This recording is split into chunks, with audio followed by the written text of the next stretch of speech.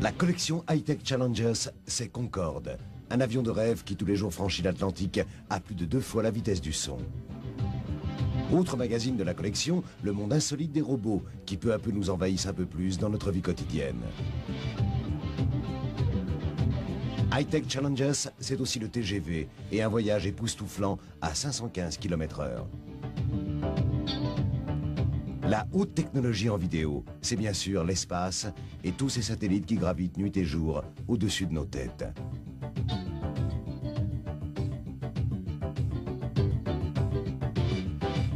Le Rafale, l'avion invisible français et bien d'autres hautes technologies sont aussi dans la collection High-Tech Challenges.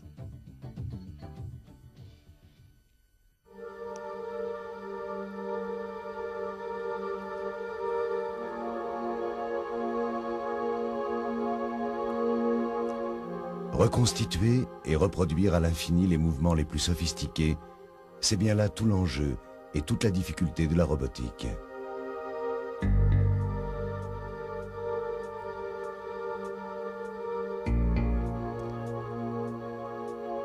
Passé en 30 ans de la science-fiction à la réalité industrielle, la robotique, c'est aujourd'hui plus de 200 000 robots en service dans le monde.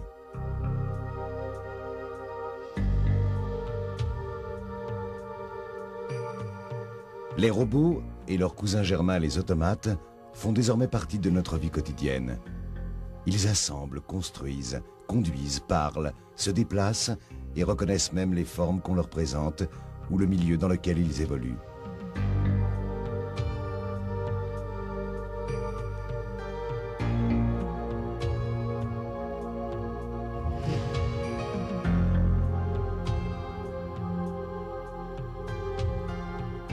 Dotés du seul savoir transmis par l'homme, les robots sont devenus aujourd'hui experts comme doués d'intelligence artificielle.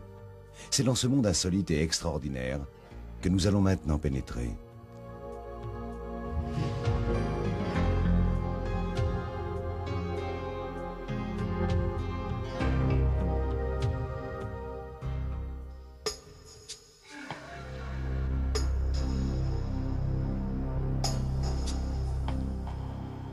Centrale nucléaire EDF de Gravelines dans le Nord.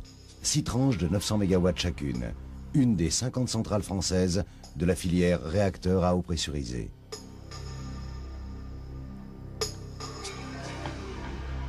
Un lieu de prédilection pour les robots et pour les automates, car leurs interventions permettent de limiter ici au maximum la présence des hommes dans les zones où la radioactivité est élevée. Une robotisation qui permet à Électricité de France d'améliorer du même coup la sécurité de ses personnels et sa productivité. Le dernier né des robots utilisés ici, c'est Isis 2. Son lieu d'intervention, les boîtes à eau des générateurs de vapeur. Un générateur de vapeur, c'est une énorme cocotte minute de 20 mètres de haut pour un diamètre moyen de 4 mètres. C'est là où l'eau chauffée par le cœur du réacteur libère ses calories. C'est pour intervenir dans ce monde très inhospitalier lors des arrêts programmés de la centrale qu'Isis 2 a été conçu.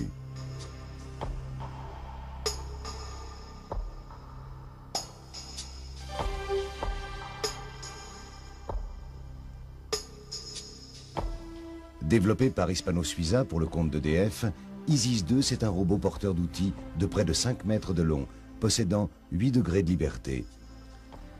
Un robot de 3e génération, qui dès son entrée dans la boîte à eau, procède par télémétrie laser à une phase d'initialisation.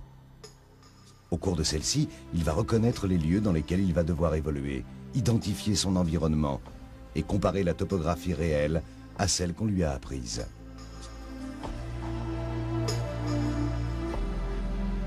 Fixé directement sur le générateur de vapeur, Isis est désormais capable d'effectuer avec la plus grande précision les tâches les plus minutieuses.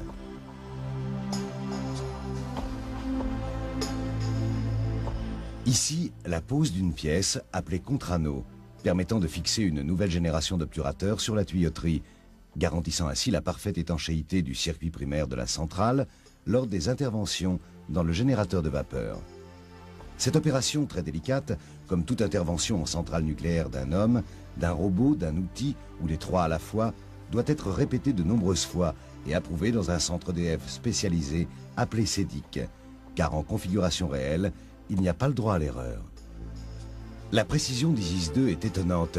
Il peut identifier un à un les 3388 tubes d'une boîte à eau d'un générateur de vapeur et poser sur les tubes défaillants des bouchons de la taille d'un dé à coudre.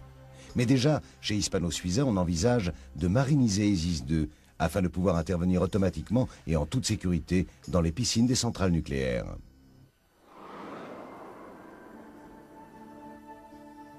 Prudence, prudence. Le brouillard fait encore des siennes en région parisienne. Nombreux embouteillages dans le sens province-Paris. À Orly, rattachez vos ceintures. Visibilité réduite et premier déroutement. L'introduction progressive de l'informatique embarquée dans la voiture de Monsieur Tout-le-Monde, si elle prévient de la panne sèche ou de la porte mal fermée, n'est pas suffisamment sophistiquée pour asservir un automate de conduite. En l'air, il en va déjà depuis plusieurs dizaines d'années tout autrement. En croisière, c'est généralement le pilote automatique qui guide l'avion, l'équipage ne faisant pendant un vol stabilisé normal que surveiller dehors comme dedans.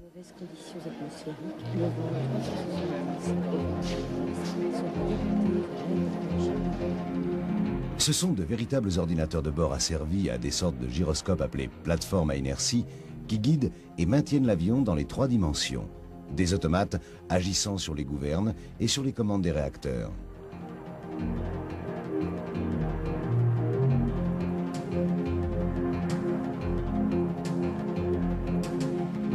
Les automates embarqués dans les avions et notamment sur les Airbus d'Air Inter prennent toute leur importance dans les phases d'approche et d'atterrissage en période de visibilité réduite au sol ou en présence de brouillard.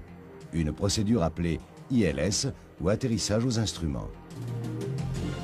Les atterrissages en catégorie 3 permettent de se poser avec une visibilité horizontale de 200 mètres et une visibilité verticale de 20 mètres. Mais pour réaliser un ATT, un atterrissage tout temps, l'avion, l'équipage et la piste doivent tous 3 être qualifiés et homologués. C'est une première série de balises appelées localizer qui maintiennent l'avion sur le plan de sa trajectoire horizontale. D'autres balises, donnant une pente idéale à l'avion en le maintenant en permanence sur le glide, sortent de rails fictifs touchant le sol au seuil de piste.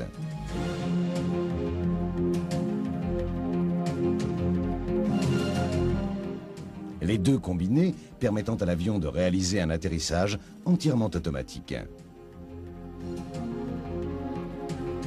Si l'un des 3 acteurs de la trilogie, homme, machine, terrain n'est pas qualifié, l'alchimie de l'atterrissage tout temps est impossible. Mesdames et messieurs, nous allons atterrir dans quelques minutes. Veuillez maintenir votre ceinture attachée, relevez votre tablette et merci. Après la théorie, beaucoup plus spectaculaire est la pratique, réalisée dans le poste de pilotage d'un Airbus d'Air Inter. Tout commence à 1700 pieds, un peu plus de 500 mètres du sol. Regardez.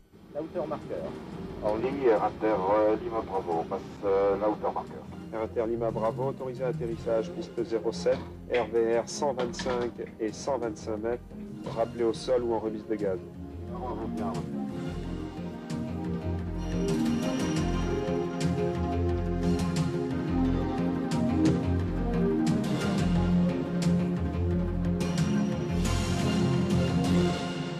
Attends.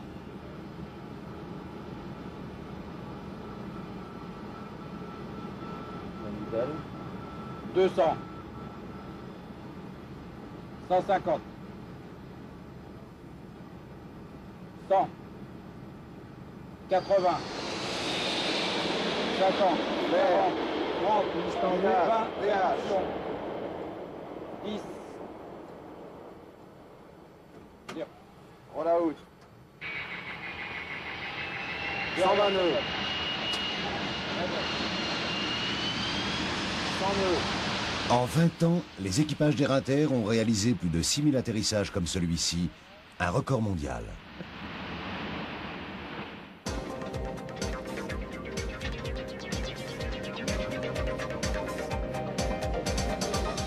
L'aéronautique, on l'a vu, est un des domaines d'application privilégiés pour les automates, mais aussi pour les robots qui, s'ils n'assemblent pas encore les avions ou leurs moteurs, contrôlent leur fabrication.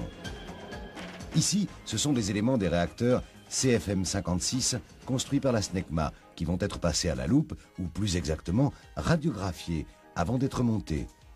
On s'intéressera plus particulièrement aux différentes soudures afin d'en contrôler la bonne homogénéité.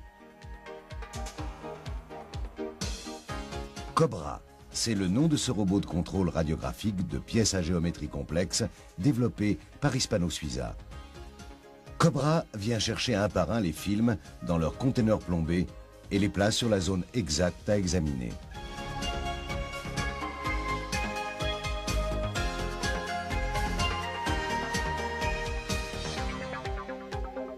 Cobra positionne et oriente automatiquement la source de rayons X. Puis, toujours tenu par la pince du robot Cobra, le film exposé est ensuite replacé dans un conteneur de protection.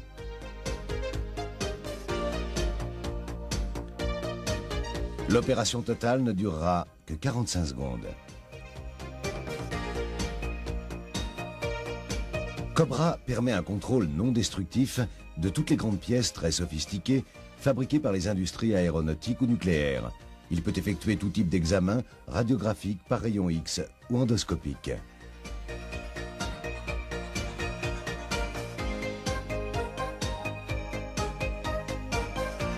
L'introduction de la robotique dans ce domaine, cela veut dire un accroissement de la productivité pour les industriels, avec des gains de temps sur chaque cycle de l'ordre de 50%, mais aussi l'augmentation de la sécurité pour le produit final.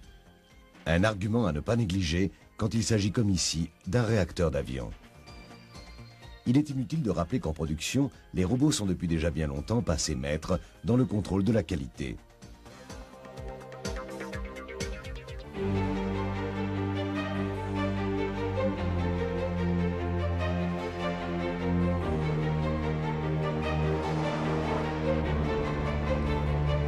Si on sait, on l'a vu, diriger et faire atterrir automatiquement un avion par temps de brouillard, on ne sait toujours pas aujourd'hui faire rouler une voiture sans conducteur de Paris à Marseille, et cela même sur autoroute.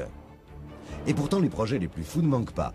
Ordinateur de bord, système à crémaillère, fil enterré ou peinture sur le sol, comme cela existe en usine pour le déplacement automatique des chariots de manutention. Mais les grands constructeurs comme PSA continuent à défricher le terrain, comme ici au centre de Belchamp, des images réellement étonnantes.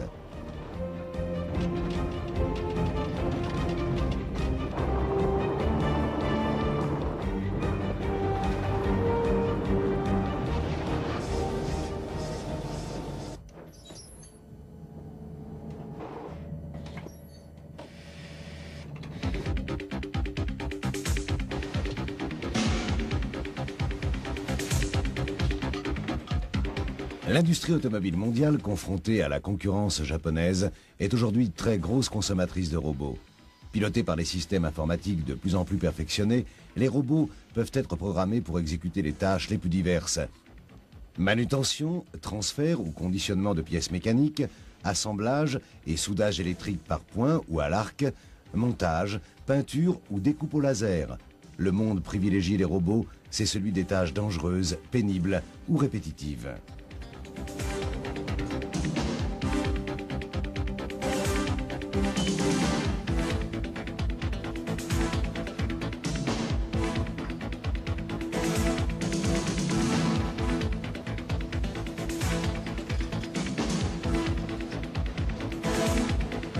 Associés à d'autres machines-outils, à des convoyeurs, installations également programmables, éventuellement connectés à des ordinateurs munis d'écrans graphiques pour la conception informatisée des pièces, les robots s'intègrent aujourd'hui dans les cellules et les ateliers flexibles de production.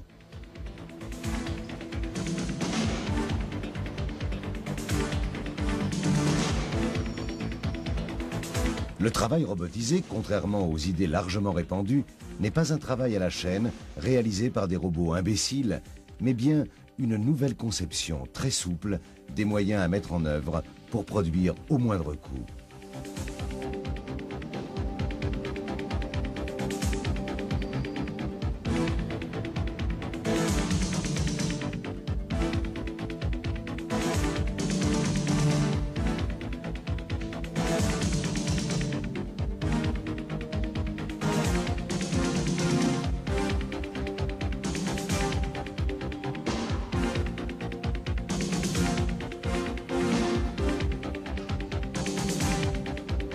Le développement galopant de l'informatique et de la CFAO, la conception et la fabrication assistée par ordinateur, cela veut dire pour les années 90 la naissance d'usines d'un nouveau type.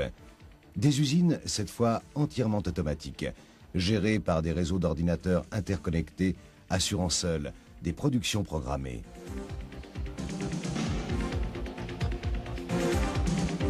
Alors seulement, les voitures achetées neuves pourront littéralement recevoir le label de « voiture de première main », à moins que d'ici là, les robots aient acquis l'intelligence artificielle.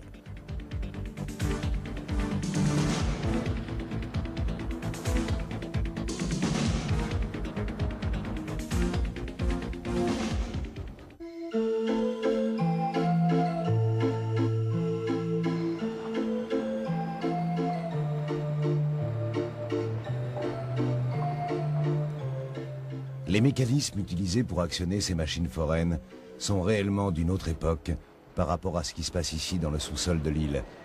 Ici, c'est le monde du VAL, véhicule automatique léger conçu et développé par Matra Transport, un métro sans conducteur.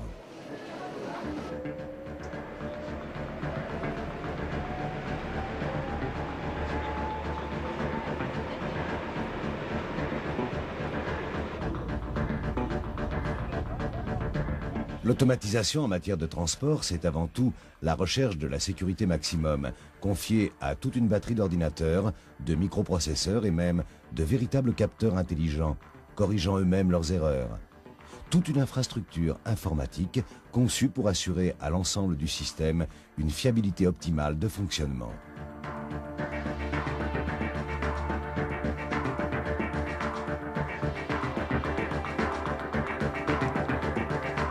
Comme il est utopique sur un microprocesseur et sur les milliers de transistors qui le composent, de prévoir les conséquences de l'ensemble des pannes possibles, l'idée ici a été d'associer à toute anomalie de fonctionnement d'un quelconque des circuits informatiques du système l'arrêt immédiat du train.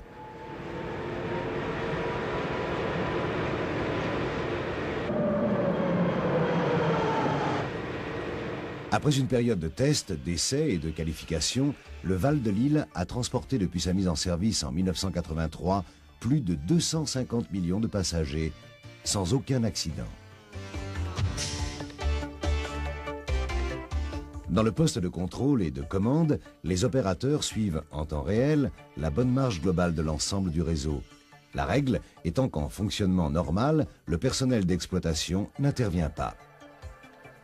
Les écrans de télévision et l'affichage synoptique de tous les sous-systèmes ne sont en fait que des aides à la décision, précieux en cas de problème, agression ou vandalisme par exemple.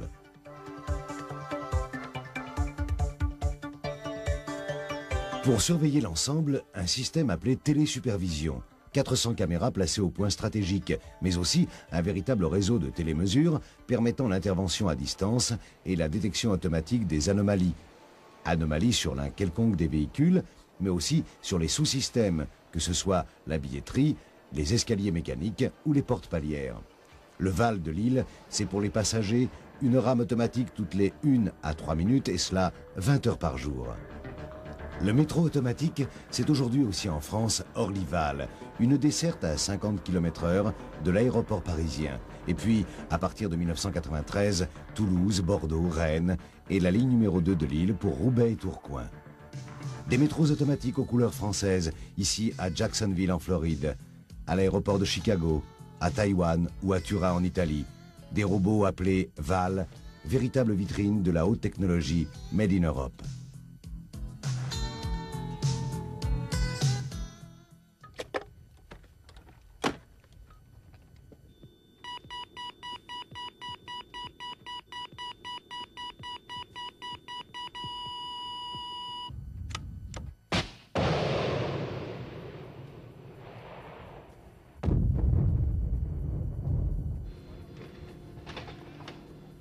À l'heure de la guerre électronique et des moyens d'attaque ou de défense de plus en plus sophistiqués, robots comme automates ont trouvé ici de multiples emplois.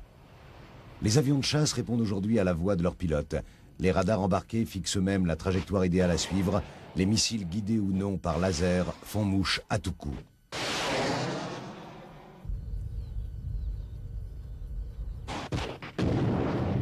Parmi ces armes redoutables, le missile Mistral, conçu et produit par Matra Défense, est une sorte d'automate construit par des robots. Ce sont en effet des robots qui assemblent seuls ces missiles capables, après lancement, de rejoindre seuls leur cible, et cela sans aucune intervention humaine.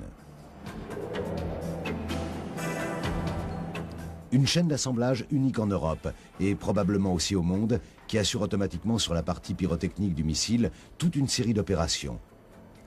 Assemblage du tronçon avant, de son propulseur et de sa charge, introduction du missile dans son tube, fixation de l'embout cryogénique et même test de munitions sont réalisés sans aucune intervention humaine. Dans cette usine Matra-Magnurin de Celles-Saint-Denis, dans le Loir-et-Cher, on assemble de la sorte 200 missiles par mois, sa capacité globale étant de l'ordre du millier.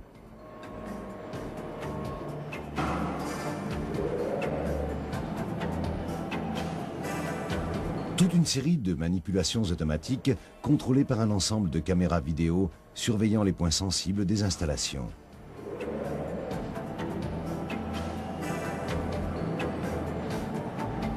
Ici, robotique signifie, comme généralement, gain de productivité, mais aussi sécurité pour les personnes et les biens, avec une réduction maximale de tout risque d'explosion.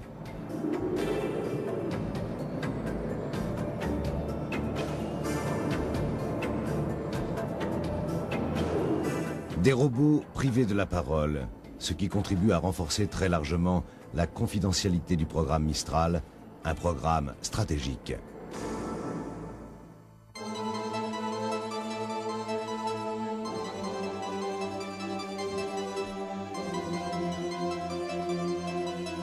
Des automates imaginés par l'homme, créant leur propre alchimie pour le guérir.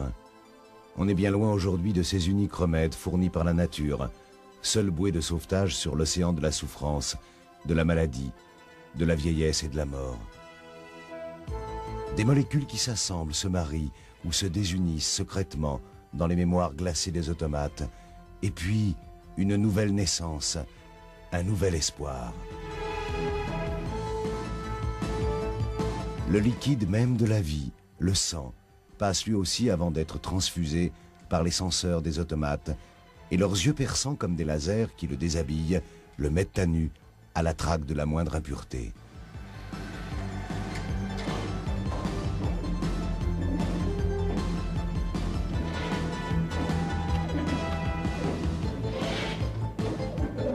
Ainsi, même la vie est devenue chiffre, code-barre, pourcentage, numéros anonymes que seuls automates et robots peuvent reconnaître et identifier sans erreur, et cela en une fraction de seconde. Un monde, une durée, une abstraction qui aujourd'hui permet de courir le marathon alors que l'homme n'était lui programmé que pour courir le 100 mètres. Sur les chaînes de conditionnement de médicaments, comme ici à l'établissement de Colomiers près de Toulouse, de Sanofi Pharma Industrie, là aussi, pour des raisons d'hygiène, de sécurité et bien sûr de productivité, les automates sont omniprésents. Sirops, suppositoires, ampoules et aérosols sont le temps d'une révérence, les acteurs anonymes d'un ballet soigneusement réglé par des automates pour le plus grand plaisir des yeux.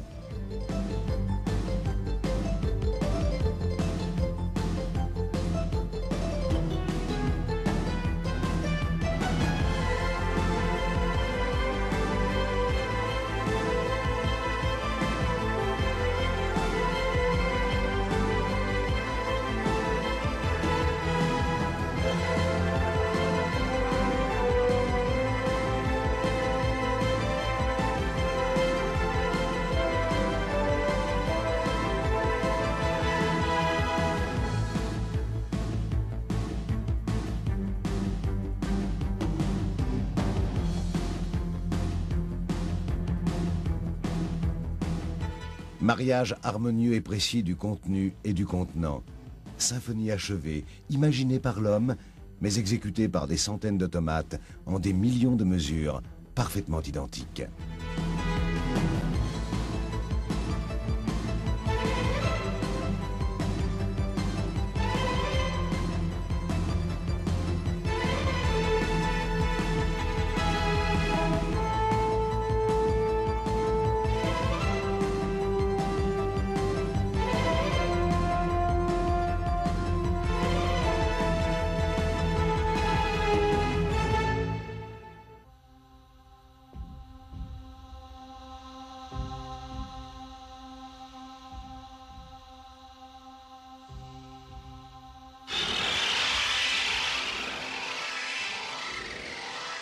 Police, sécurité civile et experts militaires de tous les pays sont très demandeurs de toute nouvelle technologie en la matière. Robots démineurs ou robots capables d'aller seuls dans les zones polluées ou dangereuses.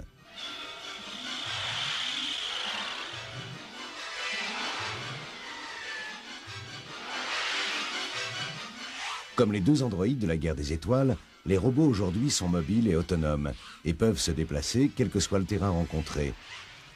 Ils peuvent voir grâce aux caméras de télévision dont ils sont munis et même toucher en utilisant des capteurs tactiles, sorte de peau artificielle.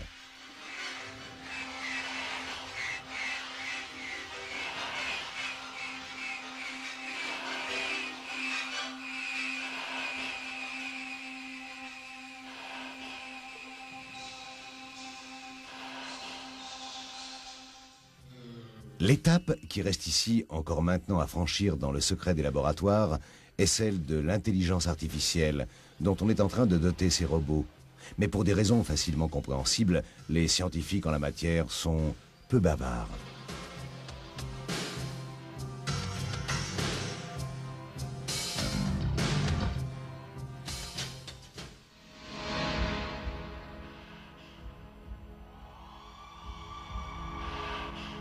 Ces créations de science-fiction sont désormais remisées au musée des robots, témoins des balbutiements de cette technologie qui a aujourd'hui tout juste 30 ans.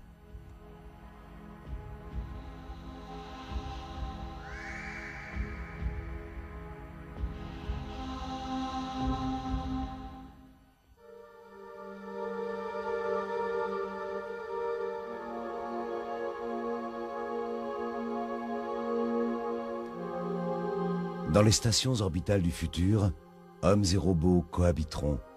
Les robots pour tous les travaux de construction des infrastructures spatiales, le chargement et le déchargement des véhicules, la réparation des satellites, puis plus tard, sur la Lune ou sur Mars, pour toutes les tâches industrielles. L'homme consacrant lui exclusivement son temps au travail intelligent.